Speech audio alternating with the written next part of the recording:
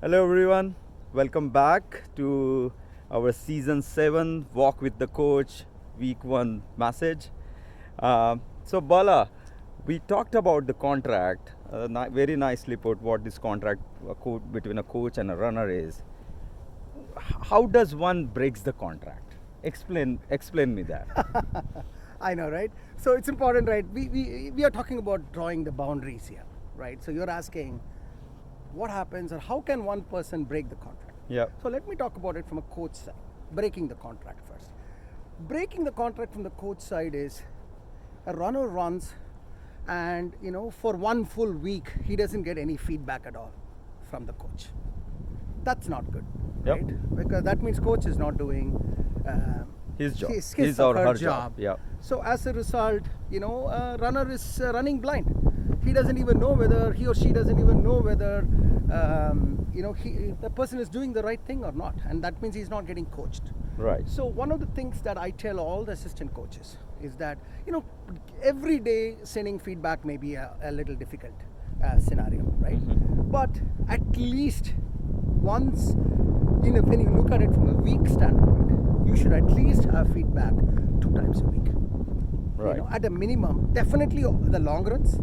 Long run is very important, which is the weekend run, guys, that you will soon have. Yeah. Weekend run feedback is almost a mandatory feedback from ACs. Yep. And all runs, for sure, as much as possible, you should give a feedback.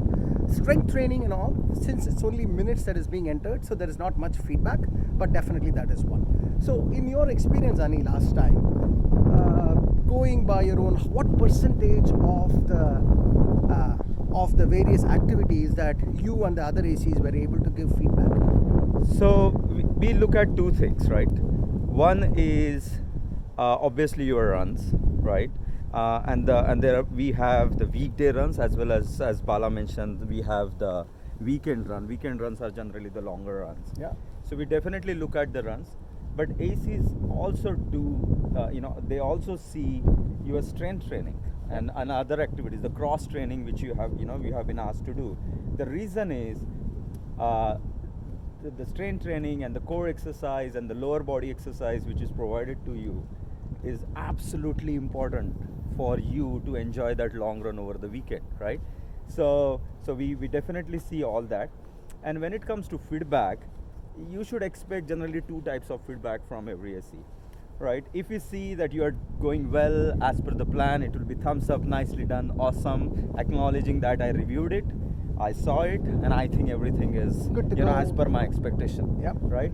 Second thing is, and in the second thing, you'll still get the acknowledgement and a thumbs up and an awesome job done message.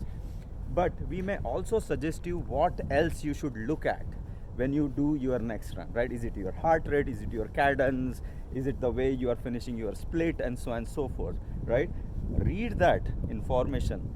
If you don't understand it, reach out to coach and ask him, hey, I did not understand what it means, right? Because we absolutely want you to understand that well and implement that when you go out for runs. So I would say, these kind of feedbacks, should I say around 80% of the activities you guys provide one feedback, acknowledgement or the other in yes, general?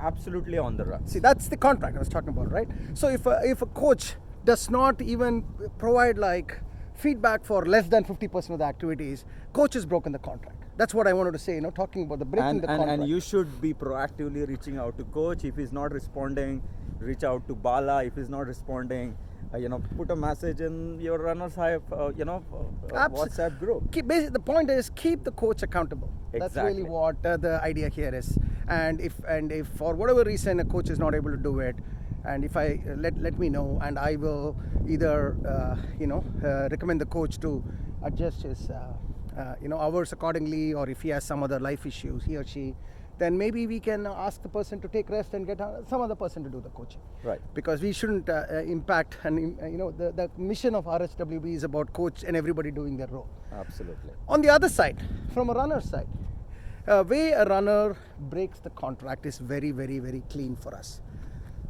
Listen to this carefully, guys, and we mean what I'm talking about what I'm going to talk about right now. 2-week rule. That means for 2 consecutive weeks, if there is no activity on final search, okay, no activity, When I say no activity, no runs are recorded, no strengths are recorded. It's just gone dead. Okay, that means you have gotten out of that station, gotten out of the train that was moving fast from New York City to San Francisco that I'd explained in the first week's message. Since you're out of the train, it's very difficult to get back into the train because train, as I said, is not stopping for anybody. Train and time doesn't stop for anybody. It just keeps going. So because of that, just because of that alone, since this is a training that constantly builds on the last week's training, it's not something where you miss 3 It's weeks. incremental. It's incremental. Training is incremental. It builds up like a pyramid. If your base is not there, you can't go to the next step of the pyramid. So just because of that alone, not because of anything, we humbly request that runner to leave the program. When I say request, it's not optional for the runner. We ask them, that person, to leave the program, rethink their priorities in life. This is, life happens for everybody, Ani. You know, this is not the only thing people do. We all understand that. But if you've decided to do this, you got to prioritize this as if your CEO is asking you to do something. And if you're not able to prioritize because of whatever reasons in life, that's totally fine. Just that you can't have your cake and eat it too kind of a situation. So that's the rule. In 2 weeks, it's the coach who decides, assistant coach who decides. All of us, we have coach meeting pretty much every week, and we make sure that the roster is filled with only folks who can dedicate their time, their mind space, and everything towards the training. And what we have seen thus far, just from past experience, last season was the best. We had only 10%, what I can call it, attrition from the starting point. Typically, the history is about 20 to 25%. Mm-hmm. It's almost like the Marine, Green Beret training, or the what is that, Navy SEAL Yes. training. Not everyone who comes in comes out of the other side of the pipeline. Similarly, I would say that about anywhere between 10 to 20% of the runners typically drop off for various reasons. Now that said, this 2-week rule, I have one, free pass, which is health reasons. Somebody got injured. Can I be in the video? Oh, of course, you are already in. So, health reasons, like somebody got injured, like a stress fracture. No, that is because of running he got fractured. That we can't be penalizing him for that. Or somebody had a life instance, And the reason is, see guys, not a single AC enjoys the moment when the runner leaves the program. Okay, let me assure you that. But having not seen you do the activity for 2 weeks and 3 weeks, it's very difficult for coach to assess where are you on this training program, and thereby not able to give you that next week of interval program, right? But if you are injured, if you come to AC coach and say, hey, I'm injured because XYZ reason, at least the coach has a feedback loop. He knows what that runner is going through, and accordingly he can kind of calibrate the next step, right? Absolutely. But going in dark, absolutely not seeing any activity, Not seeing any of the messages. You will not see any value from the coach, because coach cannot assess where are you on this pyramid. +1. So that's the thing, guys. Very simple 2-week rule. And you would know it yourself. Most of the folks that we have requested them to leave, there is no debates on there. They know that it is fair because they themselves did not or could not put in the time. And they say, yeah, thanks Bala, I got it. And I'll come back next time. And there are many cases, guys, many cases where a person leaves a season for the reasons I just said, and then come back next season and do a fantastic job because next season they know what they're signing up for. Because it became priority for them in next season. Exactly. So that's what I would say, guys. Yeah, and just to summarize, right? Contract between coach and runner.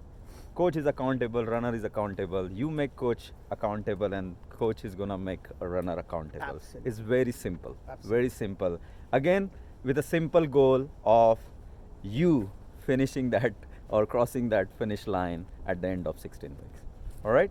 So that's it in this bit. I'll speak with you in the last bit of this series or of this podcast. Thank you. Thank you, guys.